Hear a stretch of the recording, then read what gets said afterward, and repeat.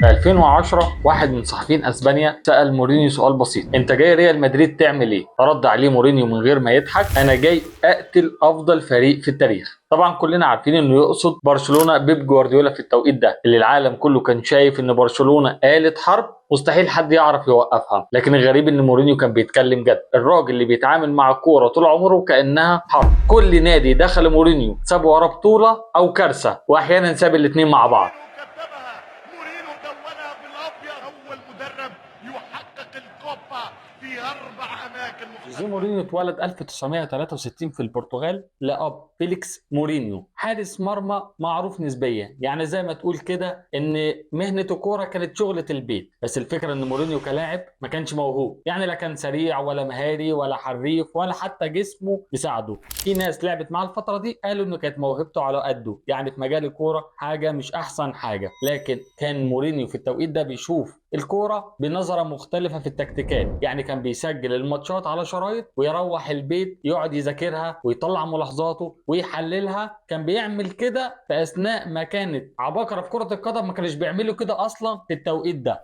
بعد ما فشل مورينيو تقريبا كلاعب دخل مجال التدريب بدري بدري، اشتغل مدرس العاب لحد ما جت اللحظة اللي غيرت حياته. المدرب الانجليزي بوبي روبسون راح البرتغال وكان بيدور على مترجم، واشتغل مورينيو معاه مترجم. في الاغلب او الطبيعي ان المترجم هيترجم الكلام وبس، لا مورينيو ما كانش بيعمل كده، كان بيضيف تكتيكات من عنده في الشرح. حتى في مره بعض لعيبه برشلونه قالوا المترجم بيتكلم اكتر بكتير ما المدرب بيتكلم، لكن بوبي روبسون كان مصر عليه لانه كان شايف فيه موهبه في التكتيك نادره. لما روبسون راح برشلونه اخذ معاه مورينيو، هنا مورينيو ابتدى يتعلم كل حاجه في السيطره والنظام، وخصوصا لما اشتغل مع لويس فان خال. لويس فان خال من المدربين المشهورين بهوس النظام، مفيش لاعب يتكلم، مفيش صحفي يتجاوب. مورينيو كان بيتعلم ويراقب ازاي يتحكم في اوضه اللبس، ازاي يتعامل مع الاعلام. If I speak, I am in big trouble.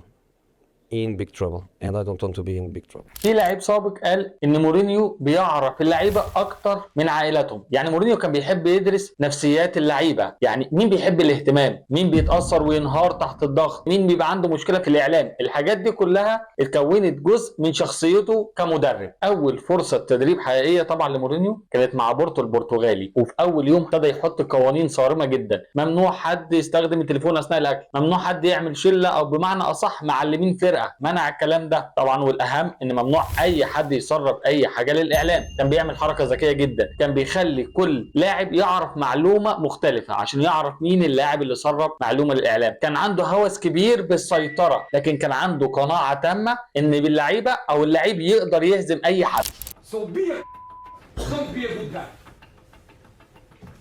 And now, how do we score a goal? Bergwijn, Dele Alli lurking. City move it quickly. Mahrez, Sterling, good work from Tanganga. Him and Maurice getting a tangle off the line. Sterling, Gundogan over.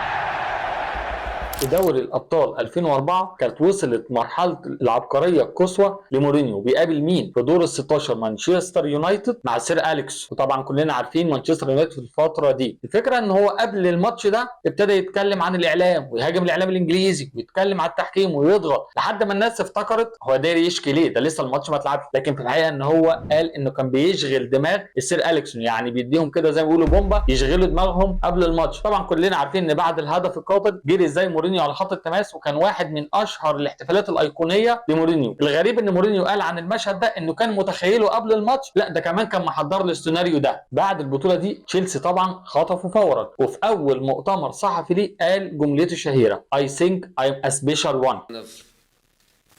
of the bottle.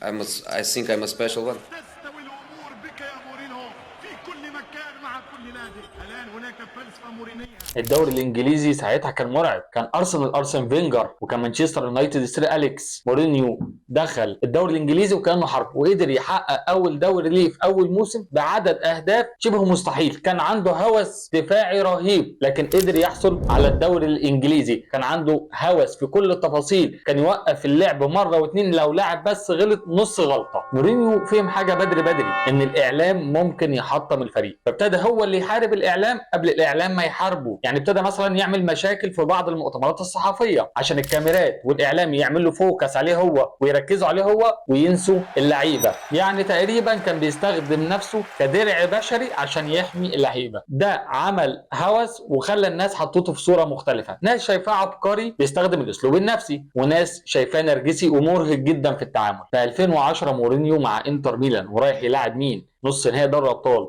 جوارديولا مع برشلونه في عز قوته، ميسي وتشافي وانيستا. مورينيو كان داخل نص النهائي كانها حرب حياه او موت. قبل ماتش الكامب نو عرض شريط فيديو على لاعبين الانتر، ما كانش فيه اي تكتيكات ولا اي شرح تكتيكي، كان بس حاجات من الصحافه الاسبانيه وهي بتسخر من الانتر ميلان وبتقول لهم انتوا جايين تموتوا هنا. قال لهم الماتش بالنسبه لنا حياه او موت، بدليل ان الماتش ده لعبوا الانتر تقريبا ناقص واحد، ورغم كده اتأهل في ملحمة اسطورية لدرجة ان مورينيو نفسه طلع يحتفل احتفال هستيري وسط جماهير برشلونة في الكامب نو، مشهد استفزازي من الدرجة الاولى، وبسببه جماهير برشلونة بتكره مورينيو لحد دلوقتي تقريبا. طبعا بعد الثلاثية مع الانتر ريال مدريد جاو، لكن المهمة شبه مستحيلة. برشلونة فريق مسيطر على كل حاجة في العالم، وتقريبا ريال مدريد بيدخل اي كلاسيكو الفترة دي مهزوم نفسيا من برشلونة. مورينيو ابتدى يغير دايما فكره اللعيبه، احنا ضد العالم، خلى لعيبه ريال مدريد بتدخل الماتشات بعنف جسدي ونفسي وضغط رهيب. موسم 2011 2012 سجل ريال مدريد 121 هدف واخد الدوري ب 100 نقطه، وده كان انسب رد من مورينيو على بيب جوارديولا وبرشلونه في التوقيت ده حتى كريستيانو رونالدو CR7 قال ان مورينيو خلى شخصيته اكثر شراسه. لكن المشكله في مورينيو انه طريقته كانت بتستهلك اي مكان بسرعه، ضغط بيزيد، خناقات بتزيد، توتر نفسي بيزيد. ده حصل معاه في اكتر من مره، حصل معاه في تشيلسي تاني، في توتنهام كمان. ده خلى معاه نوعين من اللعيبه، لعيبه مستعده تضحي وتموت عشان مورينيو، ولاعيبه الناحيه الثانيه تقريبا خرجت منهاره نفسيا. لكن دي طبيعه مورينيو، محتاج دايما حاله حرب يفضل عايش جواها. النهارده بعد سنين من البطولات والانفجارات رجع اسم مورينيو تاني يرتبط بريال مدريد. لكن هنا السؤال، هل مورينيو مدرب عظيم او اعظم مدرب؟ هل في الكرة الحديثة دلوقتي في مكان لشخصية زي شخصية مورينيو، مدرب بيكسب بالعقلية، حرب النفسية، الهوس بالنظام، ولا الزمن خلاص عدى عليه؟